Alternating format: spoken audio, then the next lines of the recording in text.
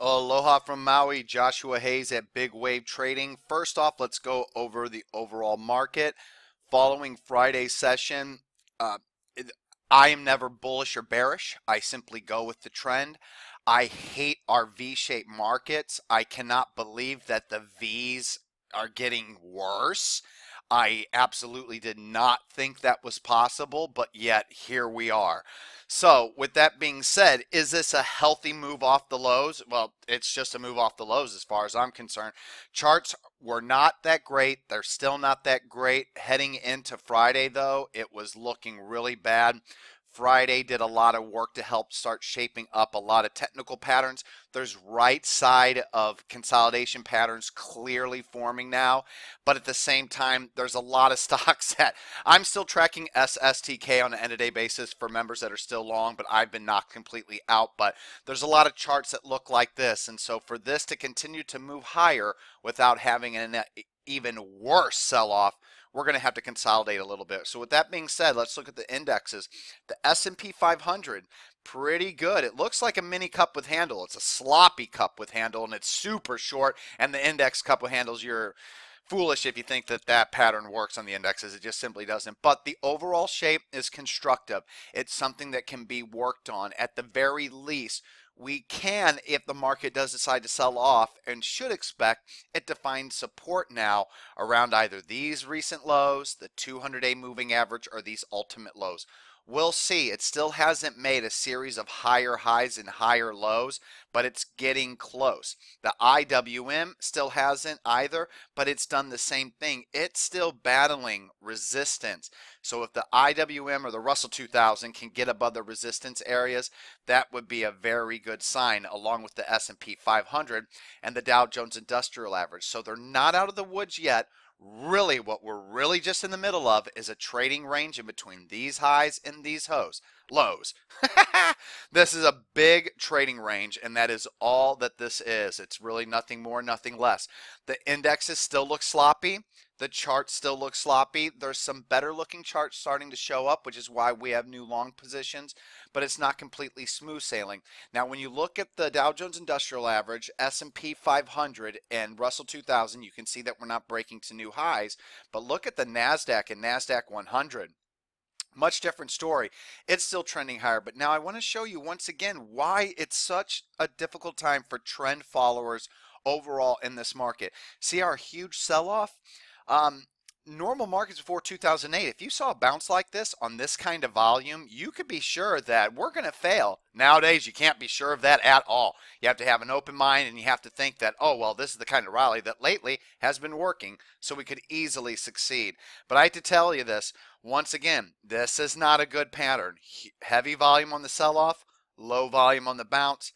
Hasn't mattered, but I tell you what, the kind of markets I like is after a 20% sell-off, you then kind of grind lower, maybe even hitting new lows on low volume. Then you start to rally and have follow-through days on well above average volume, along with a lot of green charts out there. I don't have that. So this market could still go either way. We're starting to work our way through February, head into the positive seasonality of March through May. And if there's any hopes for the bulls that this can sustain itself, first off, you want to stop rallying higher right here. You want to consolidate to the end of February, and then you want to start to lift into March. But there is one positive technical development out there that I did not expect to see. I know that breadth was strong on Friday, but the New York Stock Exchange advanced decline line is already hitting a short-term high. There's a series now of a higher high, higher low, higher high. So we've got the little breakout of this semi-cup with handle right here on the New York Stock Exchange advanced decline line. Now you're saying, well, that makes sense because the Nasdaq's hitting new short-term highs. Yeah, but the S&P 500, the Dow Jones Industrial Average, and the Russell 2000 is not. Yet the broadest breadth of advanced decline that we track on the New York Stock Exchange is hitting new highs. So that could be a good forerunner of March to May. Keep an open mind here. We could also fail. I have an open mind. I am glad since those recent lows I've been taking small long positions here and there. Nothing's been great. There's been no huge winners. What do you expect after that huge sell-off? But I tell you what, I'm glad I did it because I told you before in the video lessons and the new positions page that I'd really hate myself if I saw all these little piddly signals, didn't take any of them, and the market just V-ramped to new highs. Well, hell, it looks like that's what we might want to do.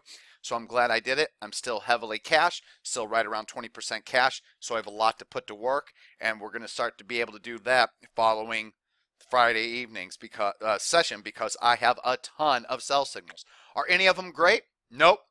Do any of them have price consolidating and a flat base, kind of like USAK, but USAK sitting on top of its 50, 10, and 20-day moving averages? Nope.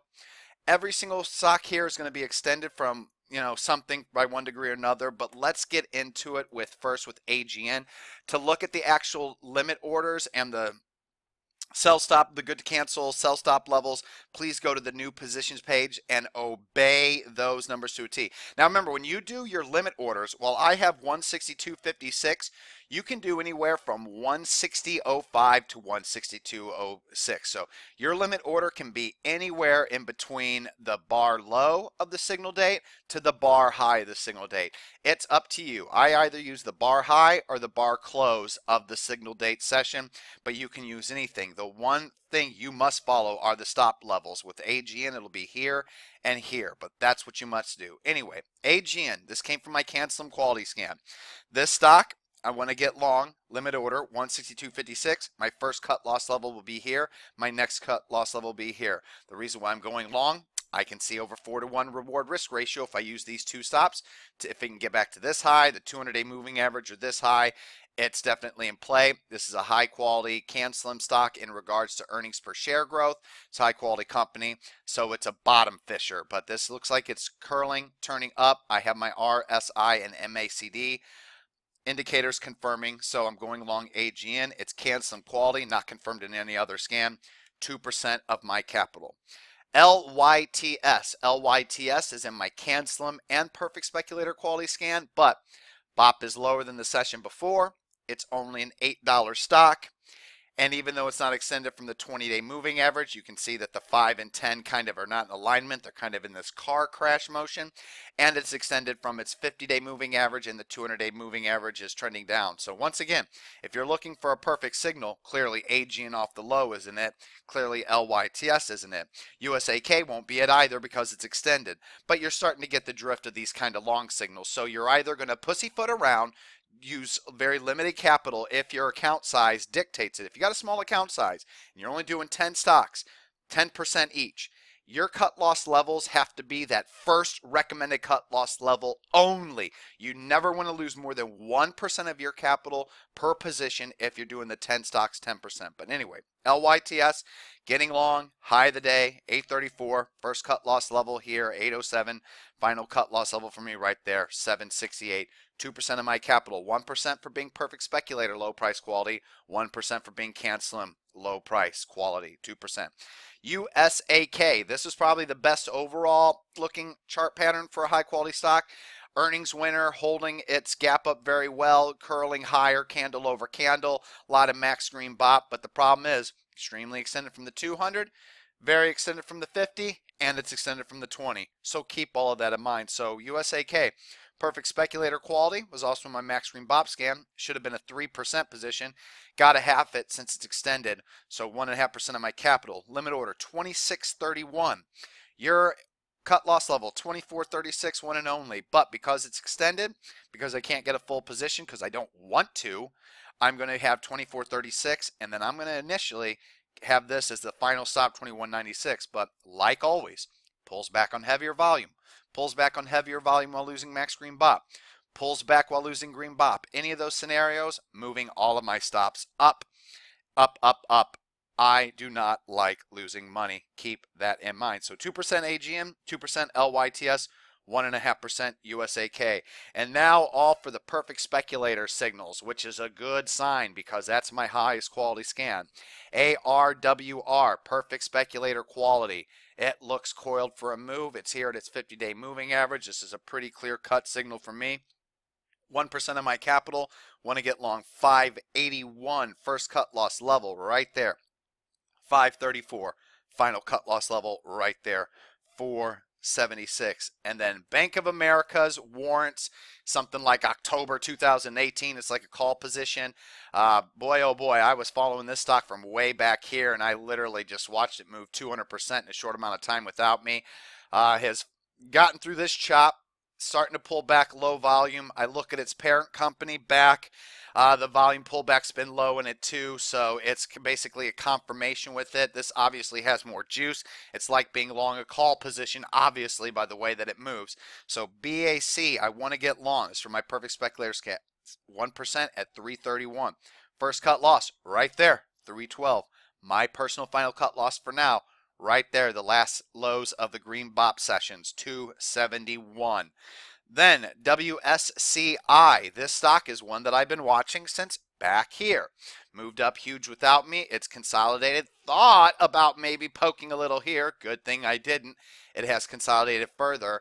Now it has had back-to-back strong volume days on up sessions. Have a nice bullish hammer reversal candle price bar right at the uptrending 50-day moving average with a pocket pivot point signal. 1% of my account capital. Limit order 542, 504. 482. I recommend everyone do not touch this thin stock. I probably will not even be able to get 1% of my capital. I have to start doing the math, checking the share volume, check see how much it trades per day, so that my even 1% of my capital trade doesn't affect the share price. So I might have to go lower, like 0.5%, which is what I'm going to do to my ad signal in Sky. Sky is basically a buyback signal. I've been shaken out of it. I went long here, had some tight stops here, initially had my final stop here, but after this session, I don't think I moved. I think I moved it all up before that. It must have been right here following this session. I moved it all up here because where this low at 1888 should have held and kept me in with the next day at 1901, I don't have a position, so I know that I must have moved my final stop to right here. So this is a buyback ad signal, 0.5% of my account capital. Limit order 2147, the high of the day. First cut loss level, these recent lows 2023. Final cut loss level for me 1887. But like I said, if you're a small account size capital, you decide to go long any of these positions, you should just use that first stop. But let's say that you're looking for the ultimate setups where the price has been flat for over a month and a half. It's right at its 50-day moving average. It's right at its 20-day moving average. And you got bop and total confirmation with a volume surge. Does Sky cut it? Nope. Does WSCI cut it? Nope.